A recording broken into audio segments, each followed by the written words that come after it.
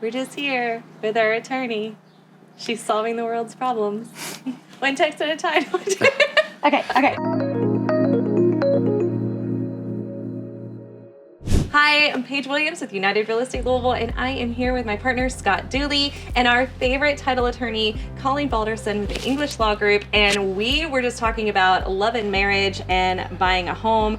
But while we were just discussing the pretty side of and happy side to love and marriage and buying a home, now we're going to talk about the other happy side, divorce.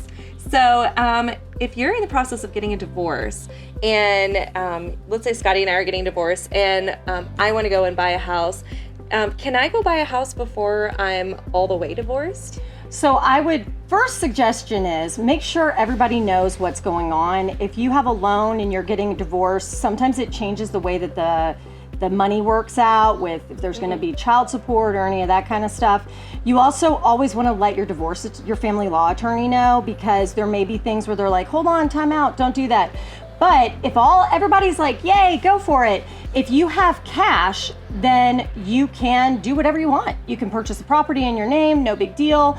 And it just is going to reflect your marital status on the deed, because it always has to. If you are married and if you think your divorce is happening and the judge is going to sign off on Tuesday, don't count on it, because it never really happens like that. It's usually going to take a little bit longer. So if it is something that you are in the midst of doing this, there are a couple of different ways to get around it, but generally speaking, if you are married in Kentucky, your spouse does have to sign some documents at closing if you want to borrow money. There are some nuances, some different things, but every lender has different requirements. Every loan has different requirements.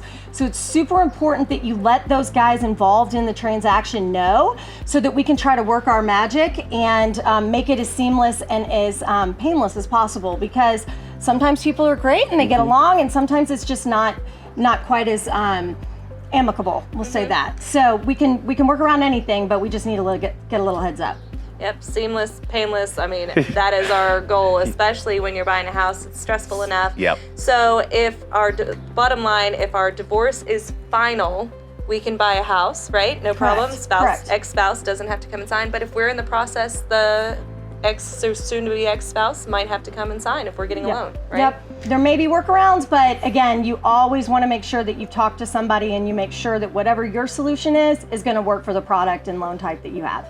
Perfect. And guys, that's why it's so important that with a real estate transaction, just like any transaction and any marriage, right, in your life, is that working with the right person and being with the right spouse and having the right team behind you and by your side makes all the difference in the world. So if you were thinking about buying a house, selling a house, if you are in the process of getting married, getting divorced, downsizing, upsizing, whatever your life stage, Scotty and I are here to help you through all of those phases of life, and we also have our great partners and attorneys that we can turn to for advice when things get crazy. We thank you for your time today. If you're thinking about buying or selling, give us a call. Call us.